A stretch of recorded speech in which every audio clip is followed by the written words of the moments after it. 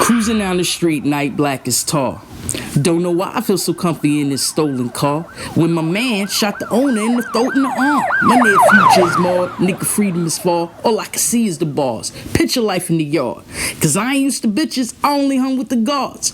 Oh shit, they shine in the light in the car. Hit the corner, nigga, make the right at the bar. Stitch, the murder weapon still in the car. What, nigga? I guess we was done from the start. Cruising down the street, trying to dodge these lights. Swear I'm not trying to get locked up tonight. Can't believe the events that may occur. All I can think about is Prison City and her.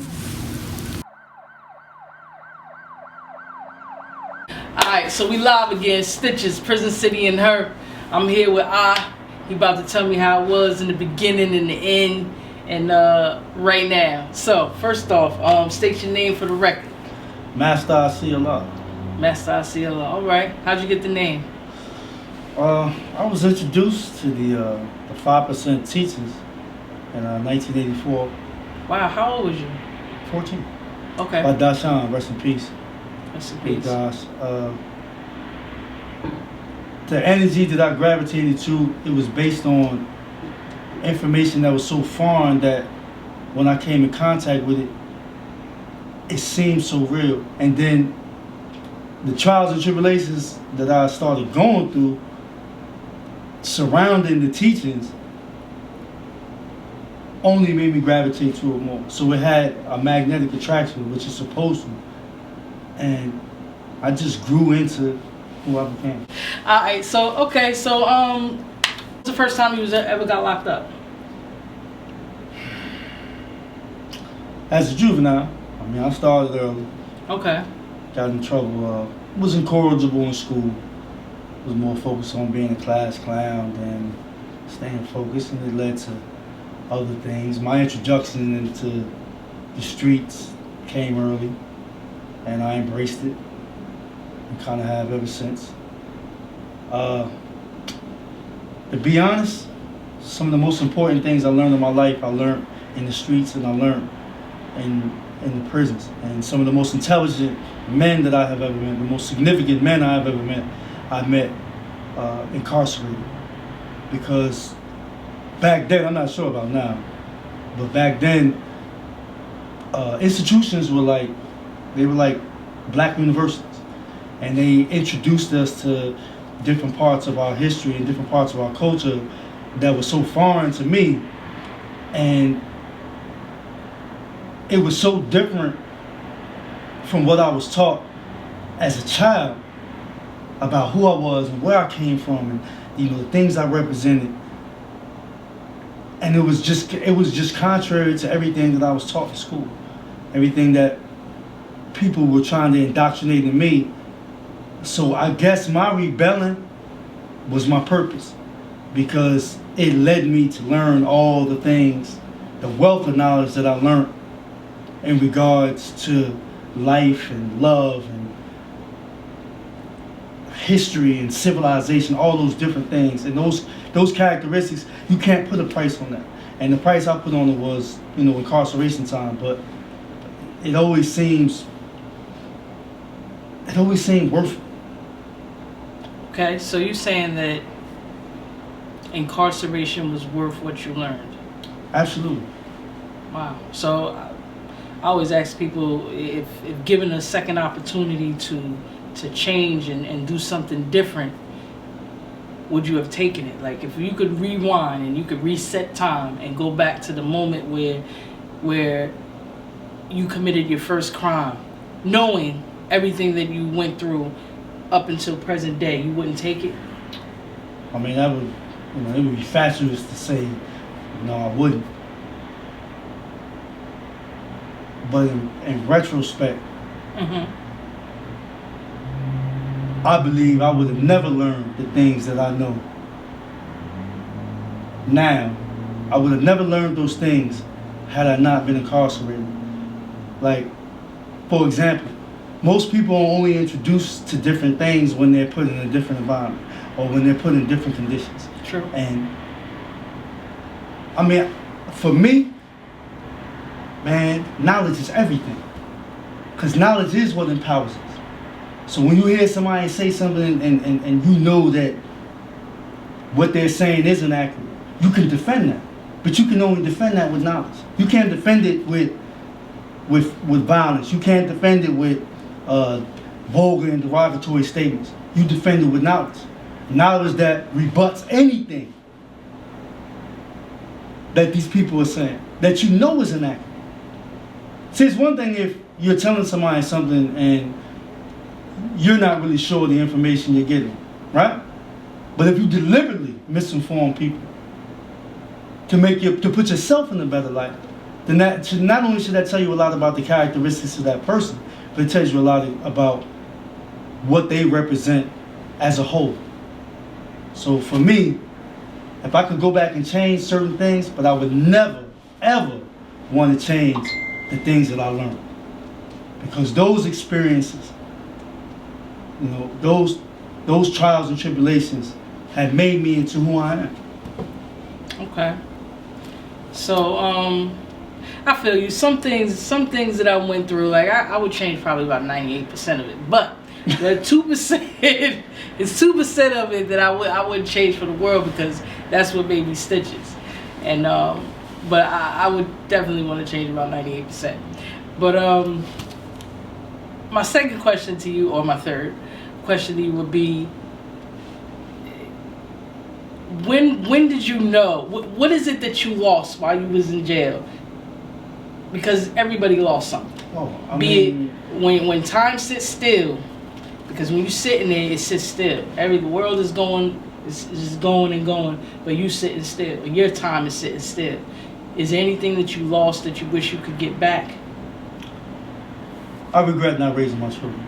Okay. I regret not having the influence on them in their childhood that I do now that they're in adulthood. Because, like, for my sons, for example, when I come home, they're already young men. And you cannot try to control a young man. You can offer them guidance, and you can, opine on different, situations that they're going through in their lives. But I can't say, yeah, you need to do this, yeah, you need to do that. We way past that. So that's my one major regret, is that I wasn't able. Now, I do need to correct it. Time never stands still. Time is motion. Time can only be calculated with motion. That's how they calculate, seconds, minutes, and hours. That's what makes time linear. Whereas though, like the pendulum clock, it was the first introduction into time, whereas though it was calculated in seconds, minutes, and hours. And that motion, because most people, how you do your time, I know you heard the expression, like, you can't, don't let the time do you, you do the time. Well, I mean, that's accurate, because how you do your time is the only thing in prison that you can control. How you spend your time is the only thing you can control. Sure. So, I mean, what you make of your time, I spend a lot of time reading. I spend a lot of time with the guys. I spend a lot of time with older, intelligent brothers, and tried to be receptive. Because you got to understand, like, I'm young and stupid. I'm a boy. And I'm a boy who's impersonating a man. And then, through the course of it, once I understood what being a man was, when that got indoctrinated into me, what a real man is, not this American, like, you got to be macho and tough to be a man. Nah, like, the man is the one who nurtures his woman. The man is the one who respects his woman. The man is the one who has an understanding. The man is the one who takes care of his responsibilities. The man is the one who's accountable for his actions. The man is the one who understands justice is a penalty reward for one's acts and deeds. That's the man. The boy is the one who allows the woman to take care of him. You know what I mean? He's letting her pay all the bills. He's letting her put the cars in her name, the apartments in her name. Like, where's the accountability at? So I learned that doing time, you can take the time and make the most of your time. Okay. How's your you said that you weren't there to in the beginning, like when they were younger, to raise them. How's the relationship that you have now with your kids? Is it strained? Depending on which one I'm dealing with. How many kids do you have? 5. Okay. What's their ages? Asia is 28, and Loasi and Divine and Messiah are all 23. All 23 at the same time? Yeah, I have all my sons the same. Okay. And then I mean, Just you know me, asking, so I was like, all right. No doubt, but And they don't know. Anastasia, Jetta just turned 13, Okay. my holy baby. Yeah. So cute. Some of my relationships, like my relationship with Asia is tumultuous because we're so much alike. We can be stubborn in our characteristics. Nobody wants to relent. Nobody wants to give anything, and it has to be a collective effort on both parts. But I mean, that's why we call it equality. So equality gives our lives balance, just like it gives the universe balance. So on earth as it is in heaven. Which child, because you wasn't locked up the whole time, so which child did you get to spend the most time with in childhood? And Asia. did that Asia. have an effect on how close you are today? I spent the most time with Asia. I think that our relationship is strange because what happens in human behavior is that we put expectations on people, and we start to think that people are obligated to do things that we want them to do, or people are obligated to be what we want them to be, as opposed to just the acceptance. And what I mean by that, if you do certain things a certain way, change is only good when it's necessary. She wants me to be what she desires me to be. And there's certain parts of me want to be able to accommodate that. But there's certain things that I can't accommodate. So it's always a constant tug of war with her. But I look at it like, time heals all wounds. So with that said, I just allow things to play themselves out. Okay. So while you was locked up, did you, what programs did they have available to you, and did you take advantage of all of them? I've taken so many programs in prison that it's kind of too many to even name. Carpentry, blueprint reading, like all these different programs, and it all comes back to what it is I want to do. Like, see, when we talk about knowledge of self, like, you gotta know you, and you gotta know what you're capable of doing, and you gotta know what you're incapable of doing. Not to put a limitation on yourself, but you know what you want to do. And people need to find things in their lives that they enjoy doing. Like, you enjoy selling cars. You know what I mean? Like, and you're great at it. And that's a beautiful thing.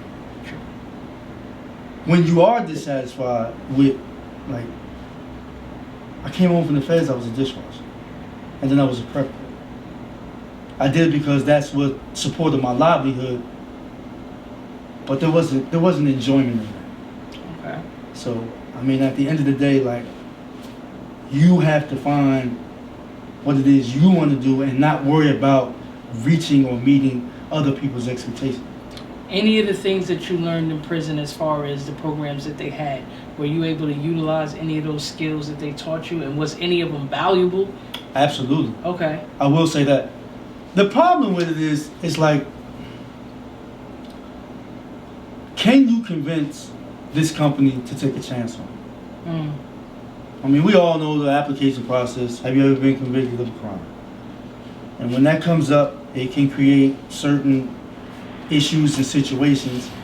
And it's done by design because it's supposed to make you become discouraged and dissatisfied so that you can revert back to doing the things that you did. True. Now, I've been in the streets for a long time. I've met a lot of people in the streets. And some people have had success in the streets and others have not. And I met a lot of good guys that say, you know what, man, like this ain't for me, I can't do it anymore. And, I respect that. Like, how could you not? Like, we talking about life-changing decisions. When you say they said they can't do it anymore, freedom? No, they were saying that they couldn't go back to jail, they couldn't continue to be in the streets and so on and so forth. True. Okay. So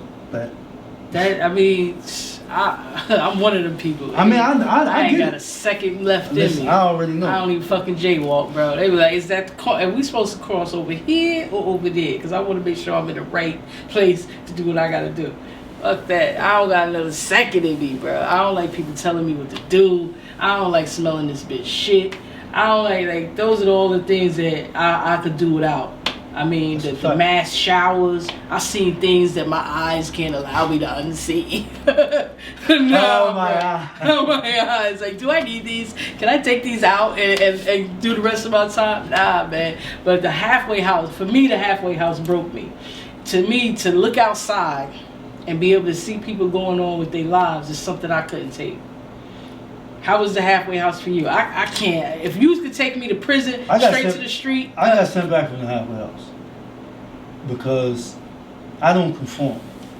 Okay. And I think the one thing I want people to understand about me is that I live life on my terms. And everything I do is predicated upon these teachings. The signs to everything in life is love, peace, and happiness. And however you find love, peace, and happiness, however way you choose to find love, peace, and happiness, that's what works for you. And I think, like, if you're in a situation and you're not happy, like, you can't just tell me anything. I'm not a yes man. And I just feel like the halfway house had, like you said, it had so many restrictions and so many, like, you gotta do this, you gotta, man, I ain't doing that. Because I'm living life on my terms. And everybody's different. I've heard people say, oh yeah, you know, he deserved that, or I locked up. Well, it figures. But I mean, okay, but most of these dudes is in the way when they on the street anyway. And they never did nothing when they was in the street anyway. So I mean, it probably was best that you went out and got a job. I'm being honest. They know who they are. Like, if they see this, they know exactly who they are. Yeah, no like, doubt. I mean, it is what it is. We can tell the stories that don't add up. Bro, like, you never was a factor. Yeah. So it probably made more sense for you to get out the way because you was really in the way. No doubt. No doubt. What's your greatest fear?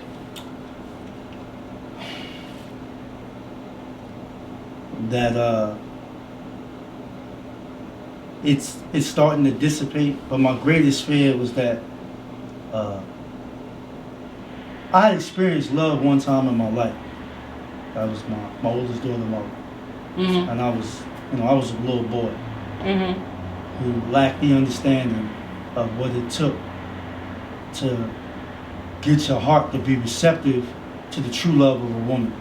Okay. And I used to be like, damn, like, once I understood what it was, I coveted that. I desired to have that supreme union with another woman. And then I found it. Okay. You know, so it's like,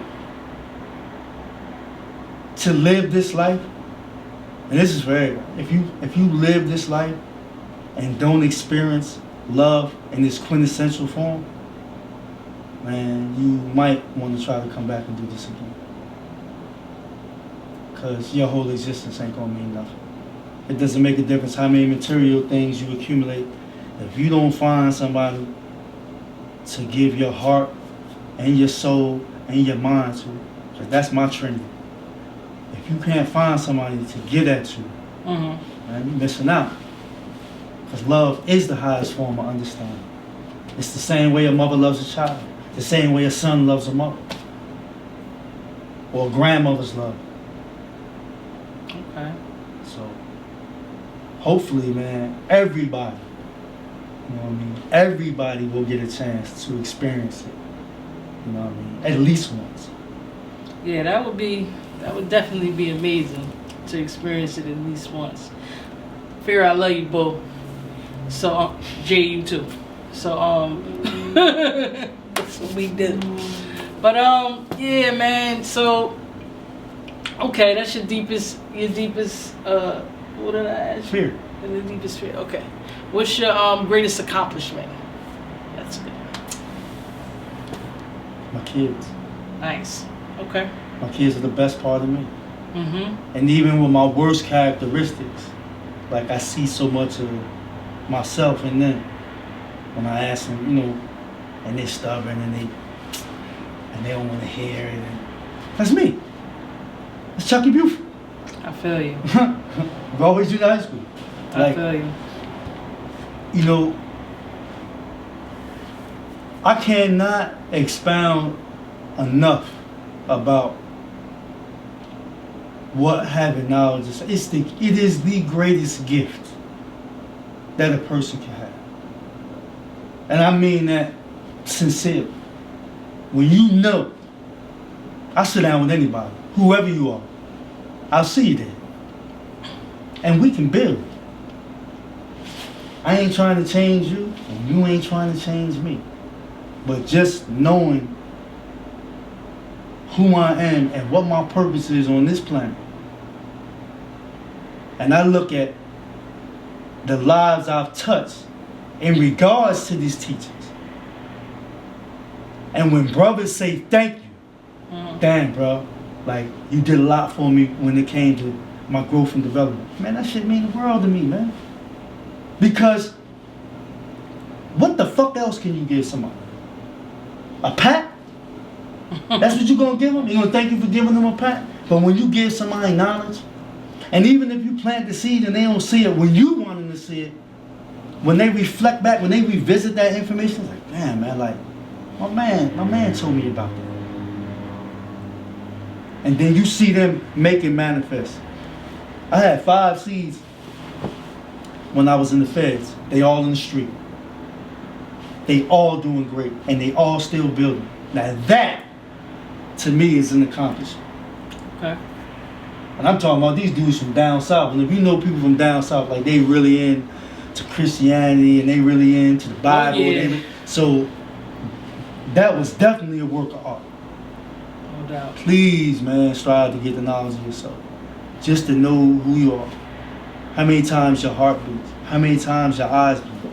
Get to know you. So nobody should know you better than you. Not your mate. You supposed to know you.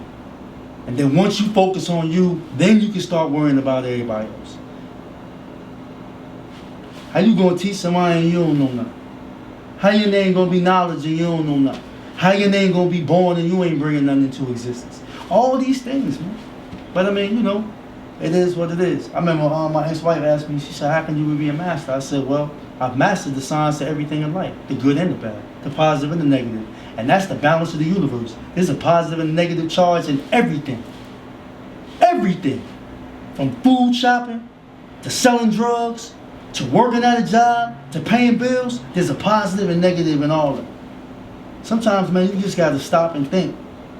But most people don't think about it because they're not dissatisfied, and only dissatisfaction brings forth change. You got a good job. I never wanted a chick that had a good job and a nice house and all that. I never cared about that. Because I know she complacent. She ain't trying to hear none of this shit I'm talking about. What? You kidding me?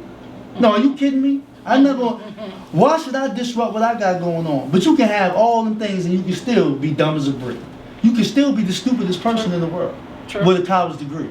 True. That's a fact. True. It's my dog right here. So, if you could go back, I like to ask people this. If you could go back, and I don't even know where you would go back. Would you go back where your name was I? Would you go back to Chuck Buford? If you could go back to a place in time and tell yourself something that would aid you in life at this moment, where would you go and what would you say? If I could go back. Mm-hmm. One moment. Damn. You can only tell yourself one thing, one moment. You know I'll be 50, so it's kind of hard. I know it's going to be a long thought. Alright, let me think.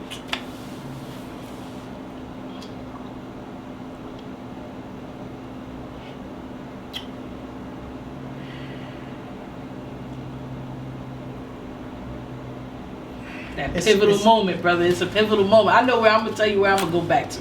You give me yours first. If I could go back, I would go back to right around the time when I met my son's father. Okay. And I would not unmeet him, but I wouldn't have took it to that point with him. And possibly we probably would have still been able to to be friends at this moment, which I don't miss. I'm not gonna say that I missed the friendship, but I could have missed all the shit that happened to me because we took it further. I could definitely miss those memories, and that shit could be gone, and it probably would have shaped and molded me to be a less cynical and less non-understanding person. Like, motherfucker tell me something I don't like. There's not much people can tell me that I believe, or I'm gonna be sympathetic to your plight, because I feel like I've been through so much and I had to overcome so much because of that situation, because of that moment in time, that I don't be beat for whatever other people are saying. And it probably made it so that it's hard for me to meet other people and take them. Like, I always tell people I recycle niggas. They be like, what do you mean you recycle niggas? I recycle niggas because I don't want to meet nobody new, and I don't want to be surprised. I want to be able, okay, he gonna do that. Oh, I know that nigga line. I could tell. He always does this. Like, I know everywhere you've been. I know your mama, your grandmama. I'm actually right now, I'm in incubation, and I'm on my way to recycle one more time. I'm waiting for you, my nigga. You know who you is. One more time. Give him like 6 to 8 more months. I'm gonna recycle one more time. But yeah, that's what I would do. Because I'm familiar with that whole scenario. Mm-hmm.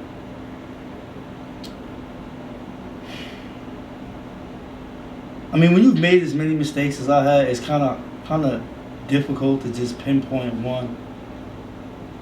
I wish I wouldn't have dropped out of school. Well, I wouldn't have dropped out of college.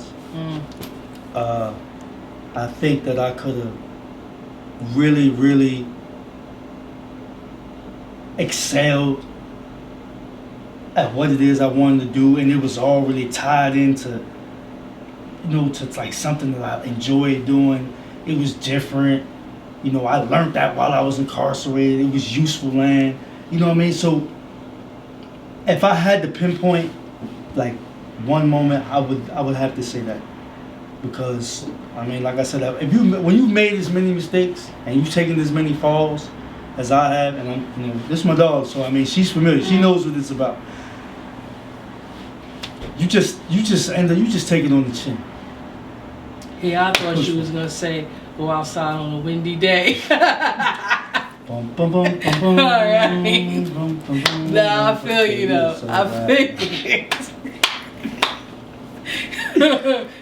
feel you though, bro. When you, bro, this is not the. This is not the worst interview. I want you guys at home to tell me, is this a bad interview? This is actually the first time I really ever interviewed a man. You feel me? And it's good that I was able to interview you. You feel me? Because you definitely had a hand in everything that I went through when I was younger.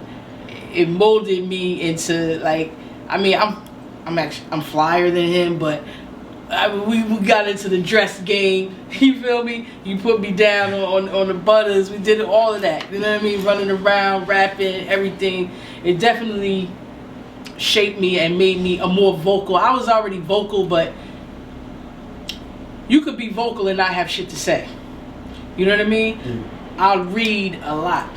I like to know what the fuck is going on before I walk into a room, before I even give my opinion on something. Trust and believe I've already did the one. And I know exactly what I'm about to talk about. And you ain't going to talk circles around me, and you ain't going to say nothing that I don't know. And if you do say something that I don't know, next time when I speak to you, I'm going to have a full grasp on what the fuck you was talking about last time. So that I have to give you.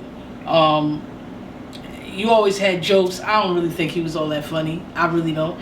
You know what I mean? But whatever. I think I was probably the funniest motherfucker in the room, but it is what it is. But I definitely a lie don't care who tell it. They just want to be told. Bro, he's hating. Those are one of those things you mastered. The hate is real, you feel me? But I can't even wait to edit this shit. This shit is gonna be funny as hell. Niggas gonna remember Ice Stitch. Oh, my bad. Master